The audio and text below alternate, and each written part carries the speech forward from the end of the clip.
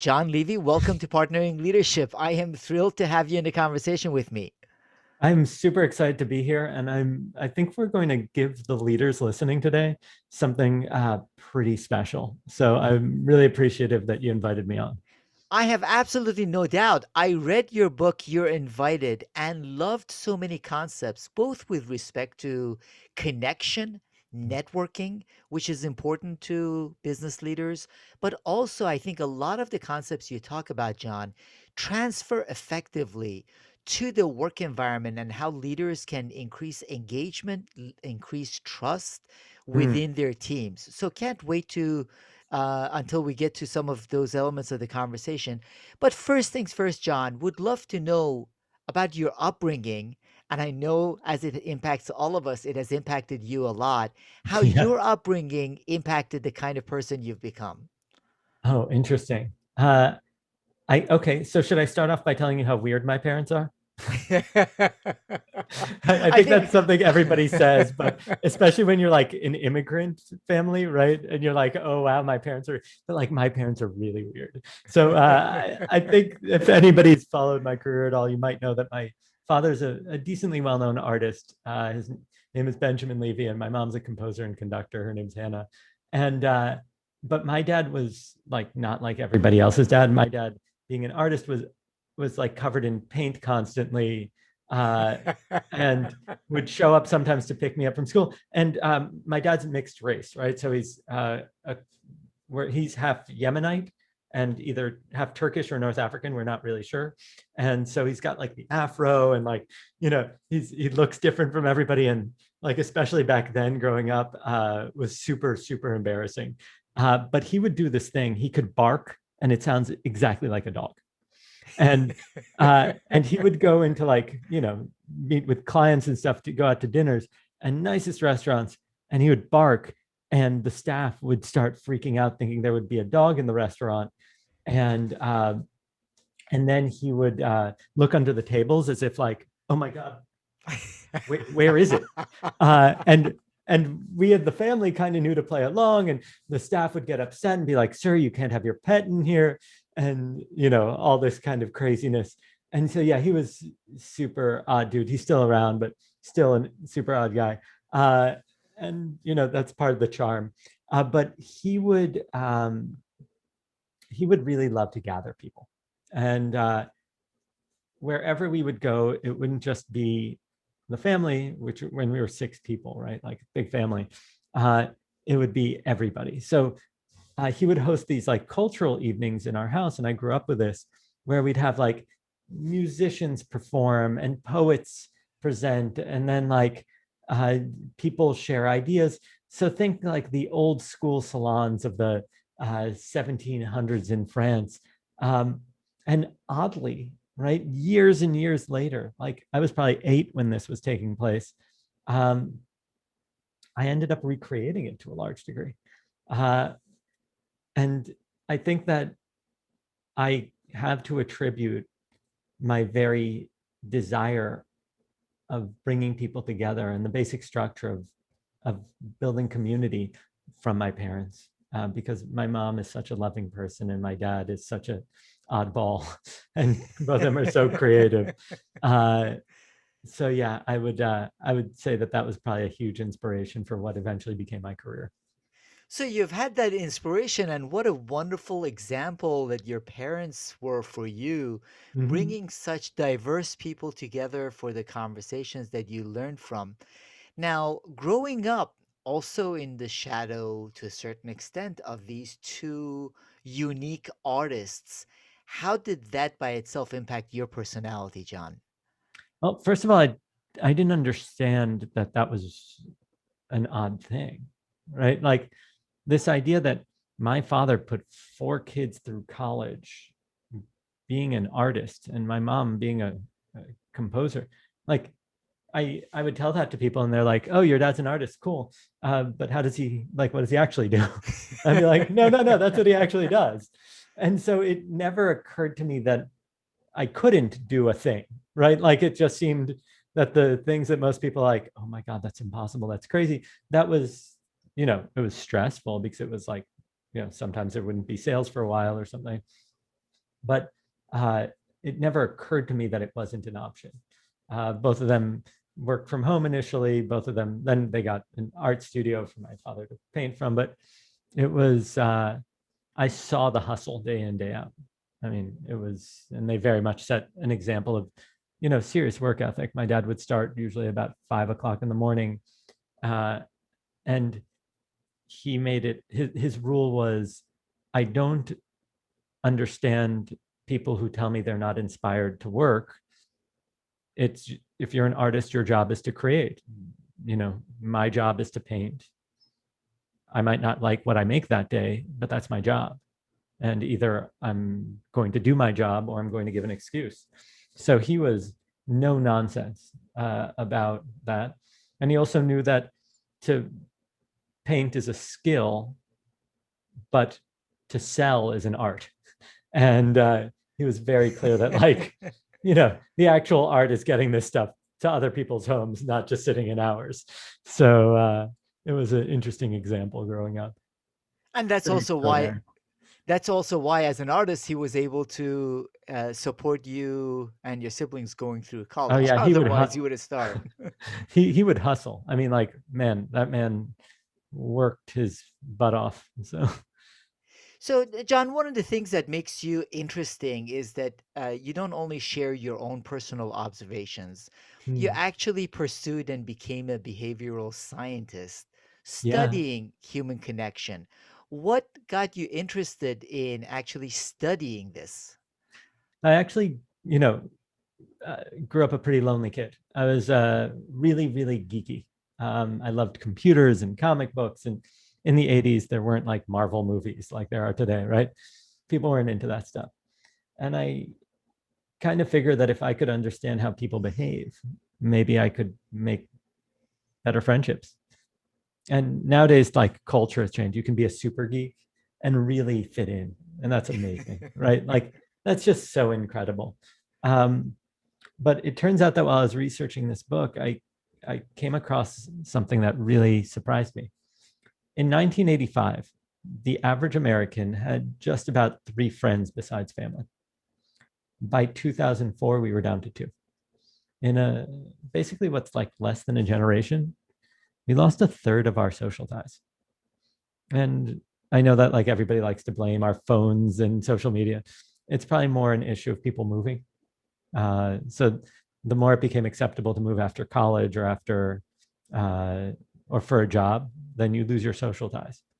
And the interesting thing is that when you look at the great predictors of our success or our longevity, it comes down to human connection, right? For longevity, number two is close friends and family, and number one is something called social integration, that you come in contact with a lot of people throughout the day. Uh, and so I really got curious if our community and our relationships matter so much, then how do we actually accelerate the process of feeling a sense of belonging? How do we actually impact the quality of people's lives so that they're not so lonely? Because it seems that that's going to be the biggest thing that I could maybe have some support in. That's one of the reasons I love your book and your approach to it. Loneliness is a really big issue. Yeah. Gallup just in May put out a study showing that we have fewer friends than ever before, Mm-hmm. and that even Americans in I have over 1990. 5,000 on Facebook. Shame on Yeah. you. I'm, Yeah, and I'm it's kidding. that, and that's part of the problem, where we think those connections are our friends, but in reality we don't have friends. And as you point out, this is not the fault of social media. I was just I will looking at. say, yeah, it's interesting. I would throw an additional issue out there if I can. And and I think that this is something that leaders are probably dealing with a lot right now, which is it has become more and more acceptable to helicopter our children and do everything for them, right? You see these parents who are like still cutting their kids' foods at the age of 10. Like, what's going on here? Right? At the age of 10, my parents were like sending me back from another country by myself to fend for my, like, you know, they're like, we have 3 other kids. If something happens to them, it'll be okay. So it's become such a helicopter parenting culture that kids don't need to develop their own social skills. And then when they enter the workforce, they're completely underdeveloped from a social perspective.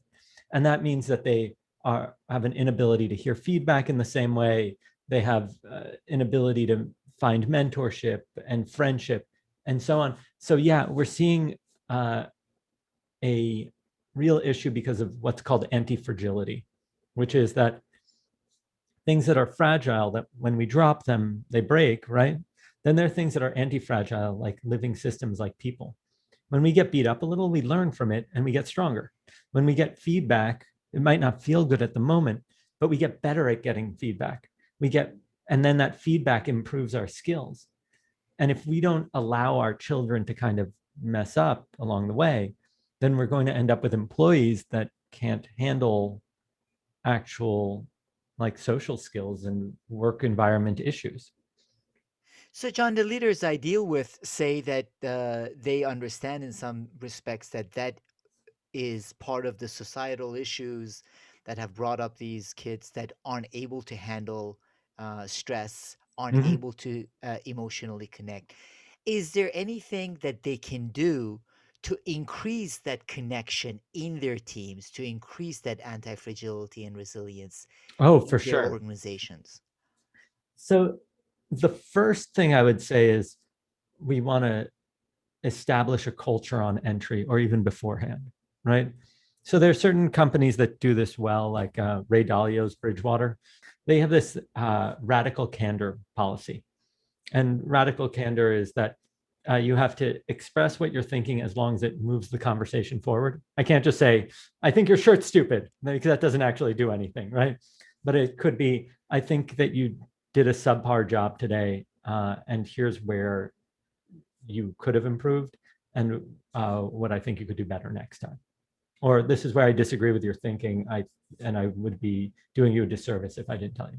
Now, a lot of people don't survive in that culture because you need to like really select well so that people aren't overly feel like they're being abused or something like that. It takes a certain personality, but it does develop a cult like adherence to the culture because people who do well in those kinds of environments really love it.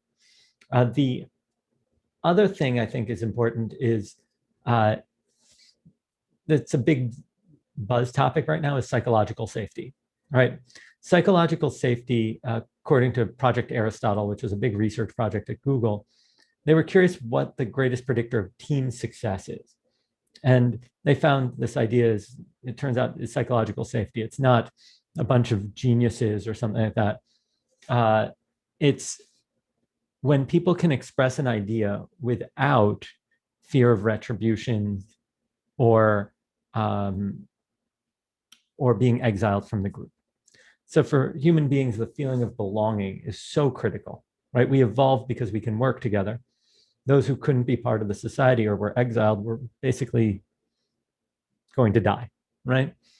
Uh, and there's a phenomenal TED talk that actually explores this. It's, I think, called Super Chickens or something like that. Essentially, uh, researchers were looking at what what causes chickens to produce the most eggs, right? Let's measure productivity in the form of egg production with chickens. And what they did was they took a standard group and just kept letting them produce the eggs. And then they took another group. And what they did was they only took the chickens that were producing the most eggs and then bred those to produce super chickens that produce more eggs and so on and so forth. And what they found was that the super chickens at the top consistently outperformed the others, but mostly because they developed such competitive chickens that they killed each other. So Oh, they wow. they literally were outproducing because they were forcing everybody else down. The chickens that were social and had a healthy uh, function, although no one chicken was a superstar, in on average they outproduced the the super chickens, right? And that's, I think, the important point is that it's we live in a world of superstars. And that's not necessarily what's going to get us there. We need a whole slew of other characteristics where team success is really built on everybody having a voice. Um, and in order to create that, in order to create the psychological safety, we need to look at how trust is actually built and what it's actually made out of. And so here's, I think, like the two key important points. And as a behavioral scientist, I just want to point out just about everything we do when it comes to human connection, trust, and belonging, and all these things is either just wrong or completely backwards, like literally backwards. So I'll give you like a silly example. Not a silly example, but an example. Researchers generally agree that trust is made out of competence, your ability to do something, honesty, you're truthful, and benevolence. I learned this from Kent Grayson, who runs the Trust Project, brilliant researcher. And what what we end up seeing is that oddly, although there are three pillars to trust, they're not all equal. And here's like a simple example. Let's say you have a coworker, comes in, normally does a great job, bombs the presentation. Technically, they just breached competence, right? Would you say you don't trust that person ever again? Or do you say, oh, they probably had an off day? They probably had an off day. Okay. What if you found out instead that the person lied about something? Would you assume that that was a one-time thing, or would you now begin to doubt what they've said, what they say moving forward? Really start doubting the person. Yeah. So you can see a breach in honesty is a much bigger deal than a breach in competence. We value trust above, we value honesty above competence when it comes to trust. Yes. But there's a weird loophole. Me and you walking down the street, you say, John, oh, really quick, can we stop my friend's house? I need to pick something up. I say, sure, no problem. We get to your friend's house, the door opens, 40 of my closest friends jump out and scream, surprise, right? It would be really, really, really weird if I turned to you and said, you just lied to me. We can't be friends anymore. Why is that? Why would that be so weird? You did it in order to surprise me or give me a gift in essence of that experience. Yeah, you did. You lied to me for benevolent reasons Yes. because you care about me. It would be really weird if you care that much as to help throw a surprise party that I'd get upset about this like stupid lie, right? So you can see we value benevolence above honesty and honesty above competence.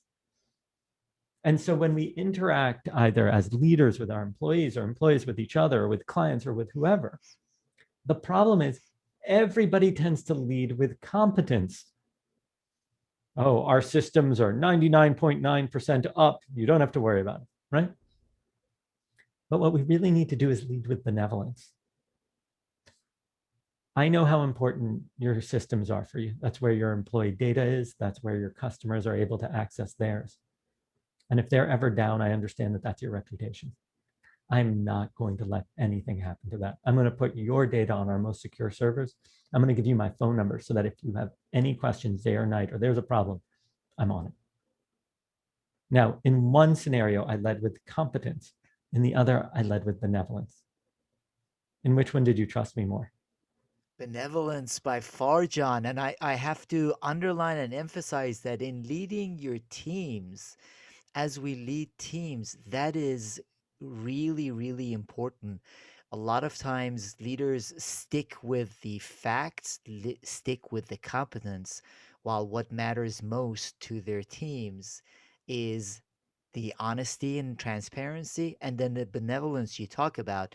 You also talk about vulnerability, and you help me see it differently. I absolutely love. Can you talk a little bit about vulnerability and how that plays a role in trust? Oh, without a doubt.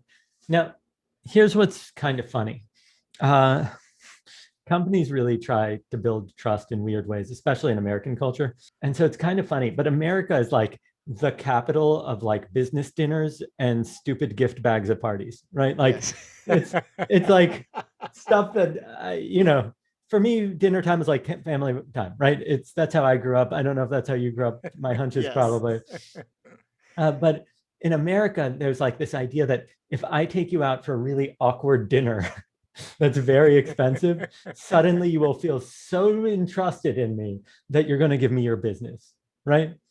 Now I get it. It's like a convenient time and it's like you want to bond, but overwhelmingly, what do you do with those gift bags? I tend to like throw them out, never take them or regift them. I don't know about you. For me, John, my wife tends to throw them out. But Oh, yes, yeah, I yeah. agree with you. They're useless. So like I want you to think about how much effort, time, and money, right, like goes into these things, and then they're absolutely useless and in fact devalue the relationship. So gifts can work, but they would have to be really kind of particular, right? Like, right, there are certain companies. There's a company called Giftology that does a great job, but it's really tough. Oddly, the exact opposite works, and it's called the IKEA effect.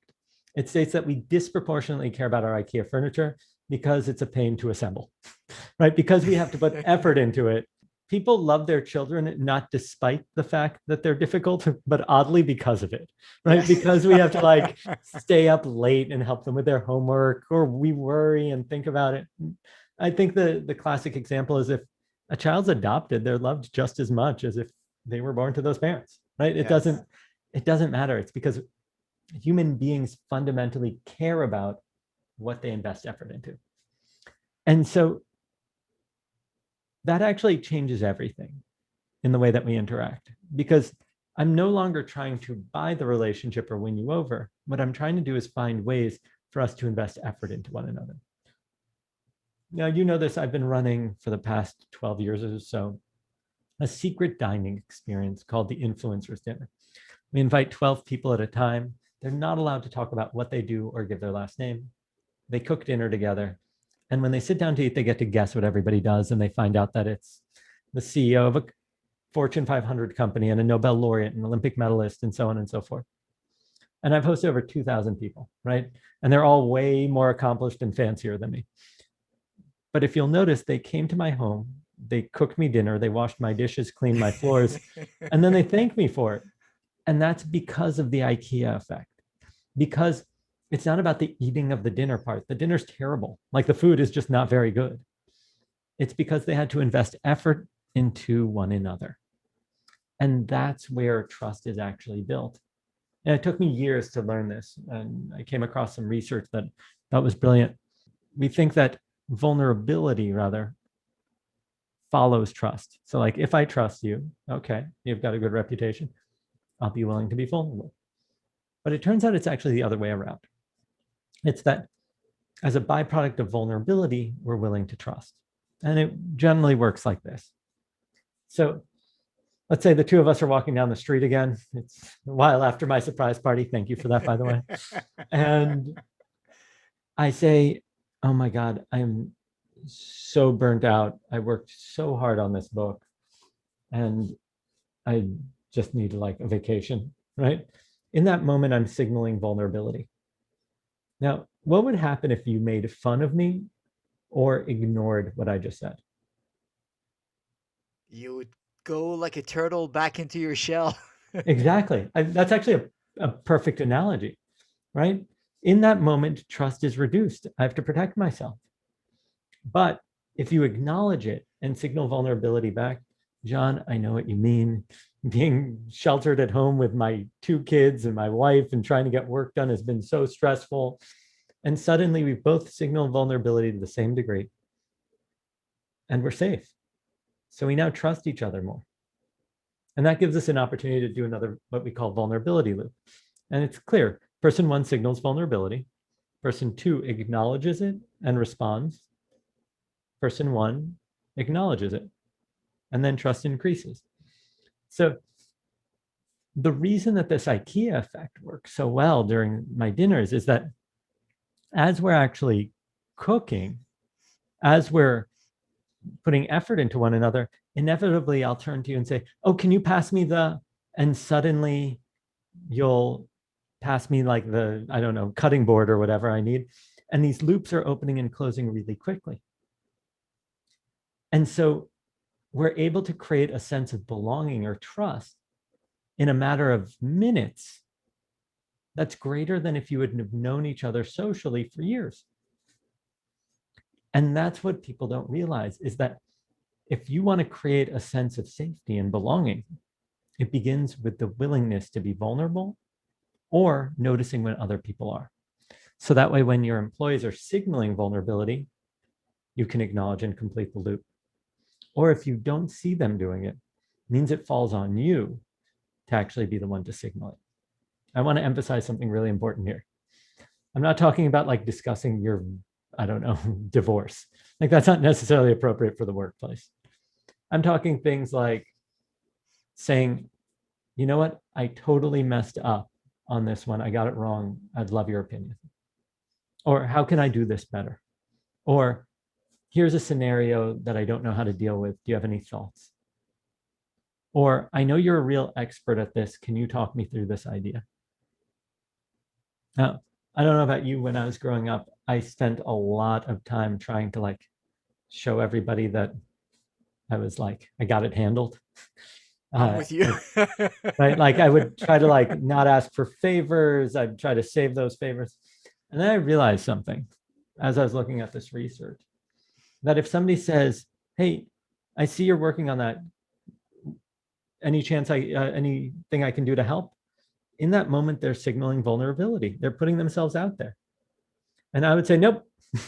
And I wouldn't complete the loop and trust would be reduced. And by me trying to look perfect, it would intimidate people and it would reduce the amount of vulnerability and trust in the scenario because nobody then wants to be vulnerable around the person who has it all handled and who's so perfect that they don't need anybody. And so the key is if we want to create trust, we have to open and close these loops. And this becomes even more important when we're doing it at distance. Because what happens is that uh, as distance increases, trust tends to reduce, right? So if you have a bunch of employees that you're used to seeing them work at their desks, and now they're at home and you don't technically know if they're working, it's easy to get suspicious. And that erodes that psychological safety. John, this is absolutely brilliant and really important for leaders to keep in mind. I have a lot of conversations about the power of vulnerability in leading teams and organizations. Satya Nadella of Microsoft has done Mm, that beautifully. yeah. But you present a great framework that vulnerability loops begin first by showing vulnerability, then the other person can acknowledge it and take it further. Yep. And that's how the loop begins. It's not I need to first trust you before I'm willing to Yes. open up to you. Now, it might mean that you want to start with small things, right? Like I wouldn't throw it all out there on day one, just like on your day one of going on a date with somebody, you're not going to let them share all the crazy of your life, right? But so you want to, there's actually something that I call stacking. It has to do with this IKEA effect, where researchers tested asking strangers for complex directions, and generally they didn't want to give them, right? So they stop you on the street. I'm like, how do I get here? You're like, I'm in a rush. I'm gone.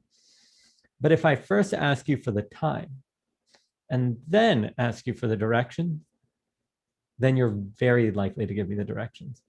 And the reason is that once you put in a little bit of effort, you seem like the type of person that receives my effort, and thereby I'm willing to give more of it. And so if I can even get started with a little bit of a vulnerability loop, then I can stack bigger and bigger vulnerability loops on top of it. And I think that tends to be the strategy. You don't want to start off crazy the first moment. But if you can pull it off, don't get me wrong, it's like a half court shot. If it works, bless you, but most likely it won't. So you've done these masterfully through the dinners, as you say, with the IKEA effect, building human connection. My question, John, is both from an individual perspective and then a team perspective.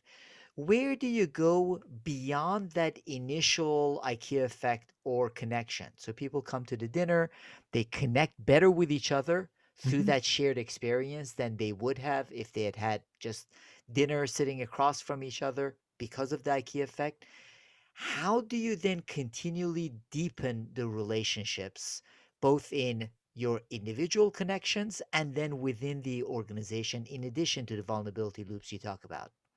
So I think what we're saying is, how do we give people a sense of belonging, right? There's a difference between, oh, I trust this person and they're at kind of a distance, right? Like a hub and spoke, they're out there.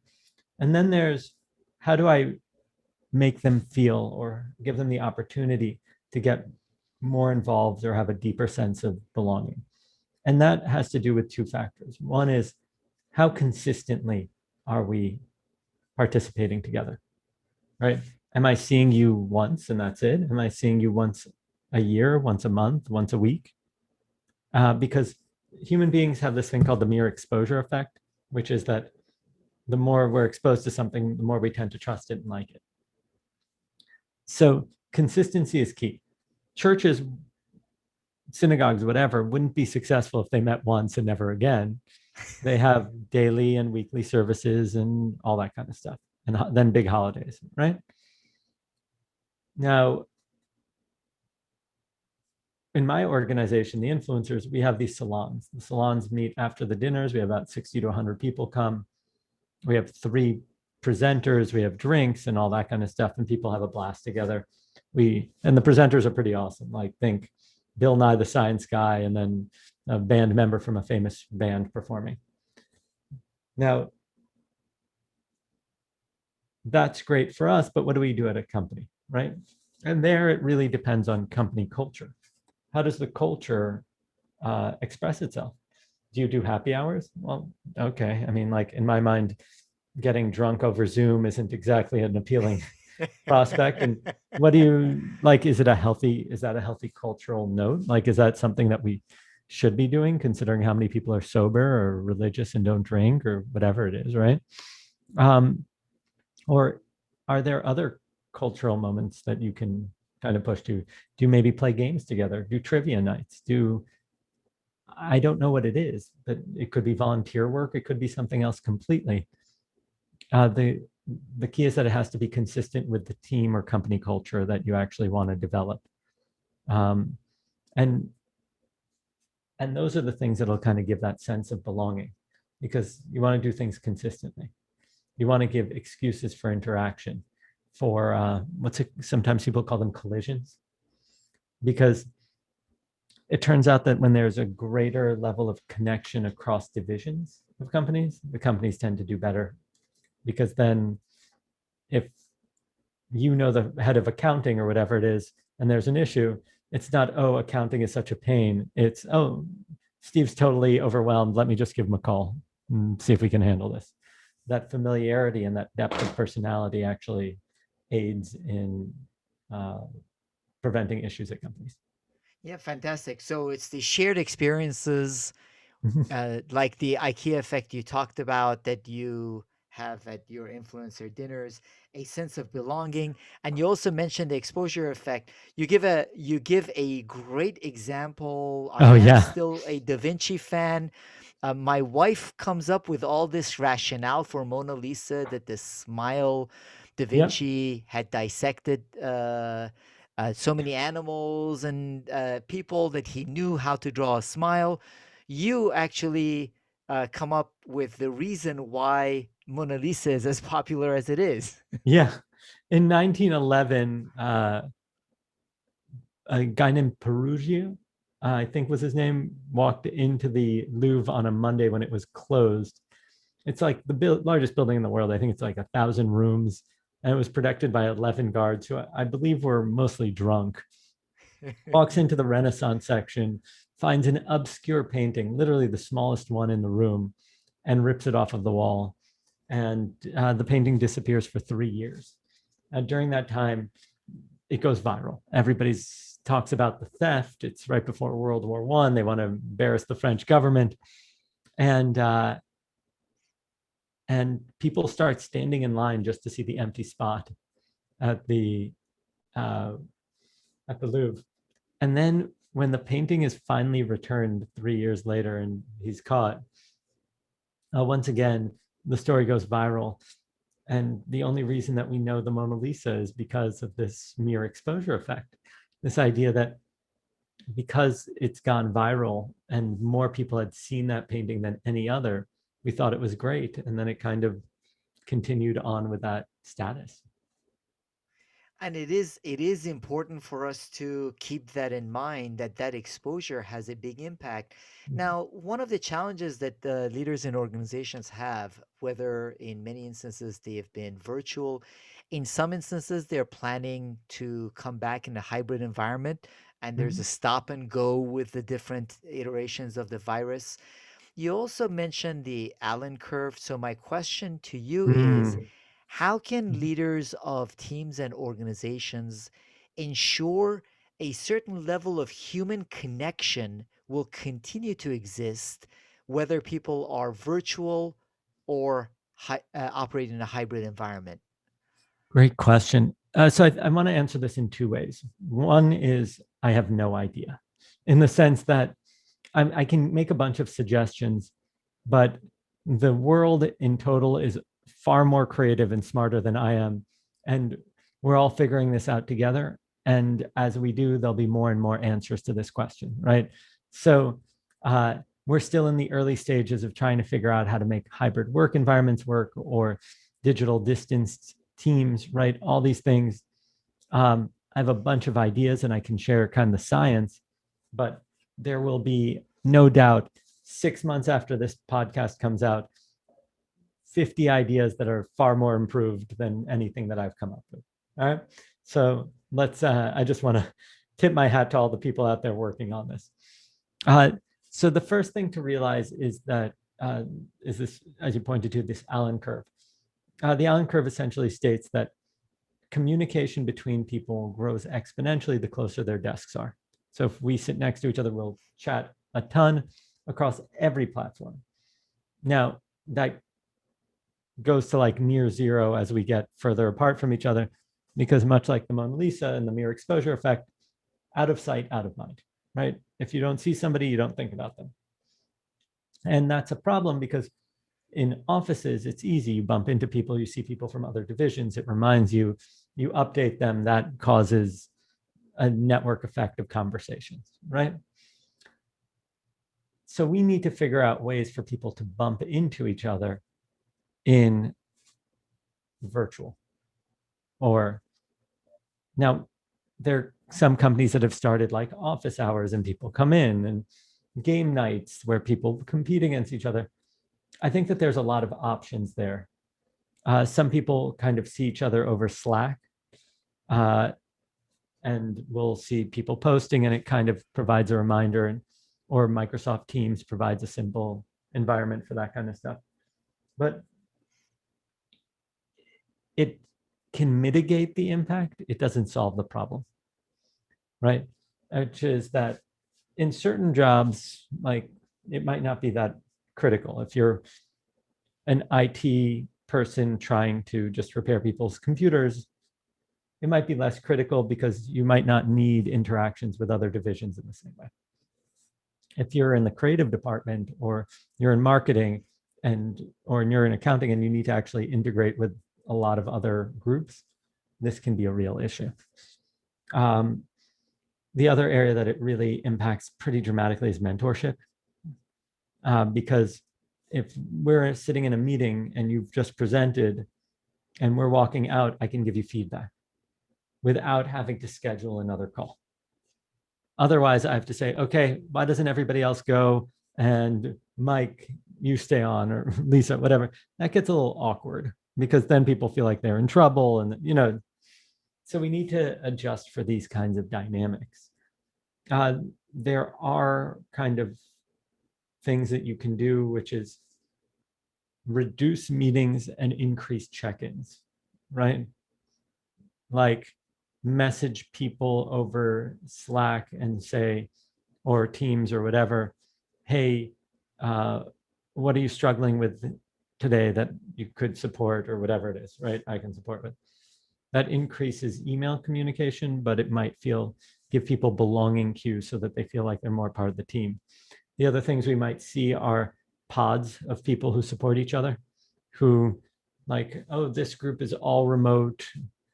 We're going to take half of the group and combine them with people who are all in person. So the way they have advocates in the office. But I think that what people have to realize is that if you want promotions and things like that, and the manager's in the office and you're not, it's going to make it less likely. The Wall Street Journal just did a big thing about it. And frankly, I wrote about it for the Boston Globe, and people didn't like the reality of it, which I understand. People feel like it's not fair, but it's regardless of if it's fair or not, it's kind of the mechanics of being human. You probably don't spend a lot of time thinking about your high school friends because you never see them. So it's not fair for people to see your contributions as much if you're not physically there. And it is important for us to keep in mind that at the end of the day, human connection happens better when we are in human experiences with each other Mm-hmm. than through the virtual environment. So, absolutely agree on that. Now, one other question before getting to some of your thoughts on any other leadership books or resources, and then how the audience can connect with you. I'm very involved, John, in many regional organizations, Leadership Greater Washington, the Economic Club, that Mm-hmm. brings senior leadership of organizations together, which pre pandemic thrived on primarily, in many instances, having speakers and or panels in front of the room.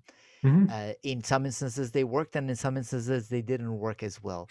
So in creating the future of events, learning lessons from your own influencers' events, Mm-hmm. what do you see happening for the most impactful in person experiences that these leadership organizations can learn from and build on? So I think that there's a couple of things. The first is when I talk to people who are traveling 200 days a year or something like that, now that they've stopped doing it, I hear them saying never again. Like, I'm just not going to get back on the road. So the value proposition now has to be so good, so important that it will justify them leaving their family. I think that for the big stuff, you'll probably see a lot more consideration for family in terms of here's things that family activities can do in the meantime. And then the evenings or the mornings is family time. And then in the afternoon or evening, it's like networking or whatever you want to call it. The second is that with the pandemic, we'll probably see a lot more intimate events rather than ultra large scale. Like, I don't know what's going to happen to the CESs of the world. I think companies will be hesitant to send their people, and the liabilities are still huge, especially with things like the Delta variant. So I think um, intimacy is the new scale, right? Uh, and then I think that what we're going to really have to focus on is doing things that are novel.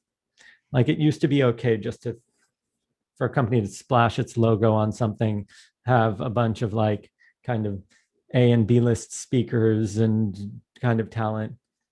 And, you know, then you've got yourself a conference and you can sell a bunch of tickets. I I don't know if that's going to make the cut anymore. Um, the location might become more important because if I'm going to already get on a plane and go through the annoying difficulty of getting a COVID test and all that, then I'm probably going to want to stay there a while. And then, if it's within your city, um, it's a good question. What will happen? I think that there'll be a lot of hesitancy in the short term. I don't know if I'm going to host anything more than 50 or 60 people in the next year. And I host normally thousands of people a year.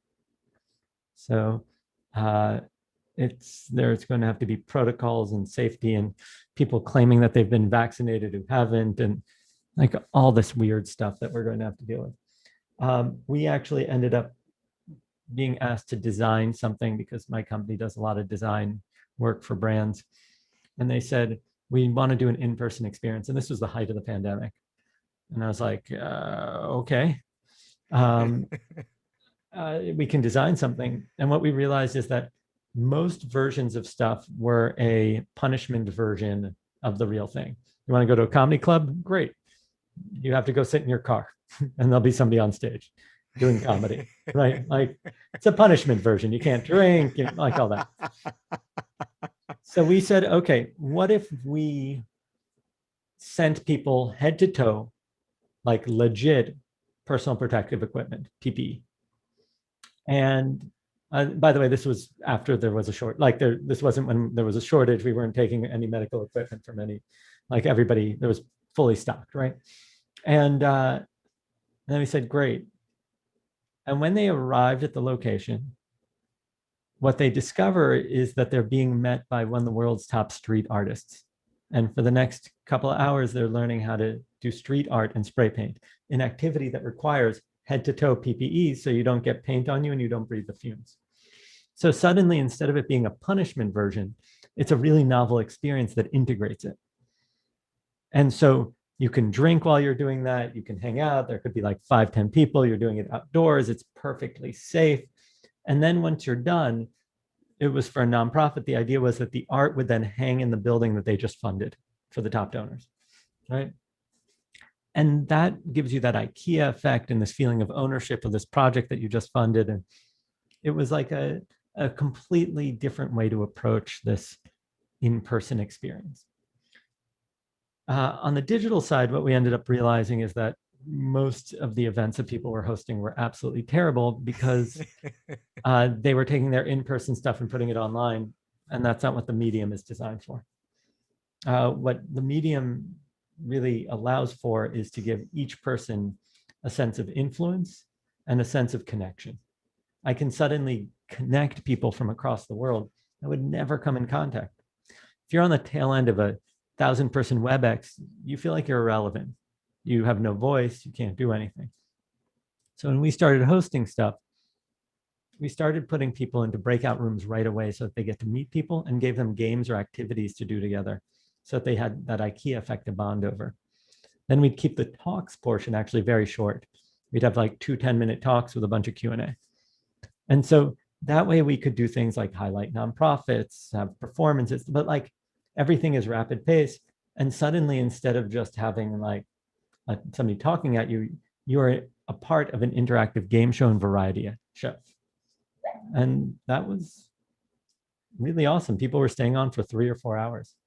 So Those are a couple of great examples, John, of human connection, whether in personal events or virtual events, taking advantage of some of the challenges and building on it, rather than trying to do things uh, the way they were done before. So I yeah. love that. Love a lot of the content that you have in your book. We just barely touched on the surface of the book. So you are a student yourself. You are a behavioral scientist. In addition to your own book, are there any books that you particularly recommend to leaders as they look to create Oh, more wow. connection, more engagement within their teams? So I think, there's kind of like the behavioral science classics of Dan Kahneman's Thinking Fast and Slow, Dan Ariely's Predictably Irrational, The Upside of Irrational, Brene Brown's like Dare to Lead. Um, I I think that those can kind of like oddly cover the basics. There's a great book by Shane Snow called Dream Teams, which is all about how great teams function, and he provides a phenomenal model that I wholeheartedly ascribe to and really respect. So I'd recommend that one. Fantastic. And how do you recommend for the audience to connect with you, John?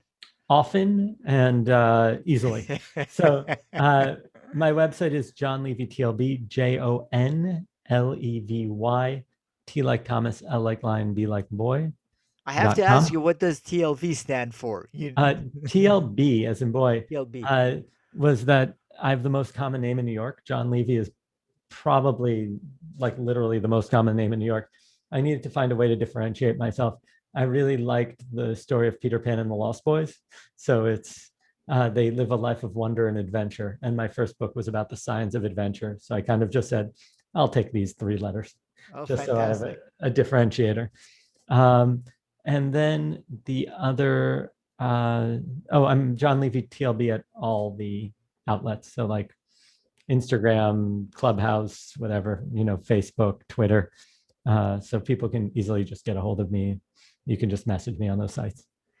John, there are at least a half a dozen things I absolutely love about your insights and your book, which is why I'm thrilled that you took the time to join Partnering Leadership and share your thoughts with the audience.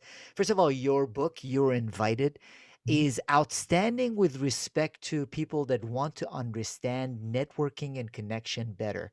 I get very frustrated, very active in the business community over the years, where people see networking as an exchange of business cards, Oh my and God, yes. even worse than that, sometimes come up to you and say, hey, we after the exchange of the business cards, we should do lunch sometime. It's like, oh my God, I don't want to go that Not a far. chance. Yeah. Yeah. So I get to be stuck with you for an hour. Oh, yeah. that sounds lovely. It's not the last thing. I mean, we are fortunate in the first world and in the luxuries that we have, that we most of us are not looking for another meal, let alone for an hour to Yeah. spend with someone with that meal. So there's a lot of great insights on networking. In addition to that, as I was reading your book, I think there are a lot of great insights on human connection that are important for leaders to keep in mind as they look to get their team members to connect with each other more effectively and Mm, with the leader. And then, most specifically, John, I love your humility, the fact that you are a behavioral scientist yourself, but you do have a humility in terms of experimenting and learning from it mm. and coming to all of this from that perspective rather than the guru perspective of I've made it all work and it's so brilliant and successful and you can have some of this fairy magic dust that I have too. Oh yeah, I have to say that's possibly one of my least favorite approaches is like just because something works once for one person at a specific moment in time doesn't mean it's going to work for everybody. And although I've been able to create this community, that's not necessarily what other people want. I should also mention I'm not a billionaire, right? Like if you want to make tons of money, you can use these approaches and techniques, sure. But what I was most concerned with was just having a really great life and surrounding myself with people that I enjoy interacting with. Because that extra 100, 200, 500 million probably won't make us any happier, but it will, like the right relationships will have a profound impact on our life. Well, So you have enriched a lot of lives, including mine, and through this conversation, countless others. I truly appreciate the brilliance you've shared in your books, including You're Invited, and on this podcast. Thank you so much, John Levy. thanks so much for having me on. It's a pleasure.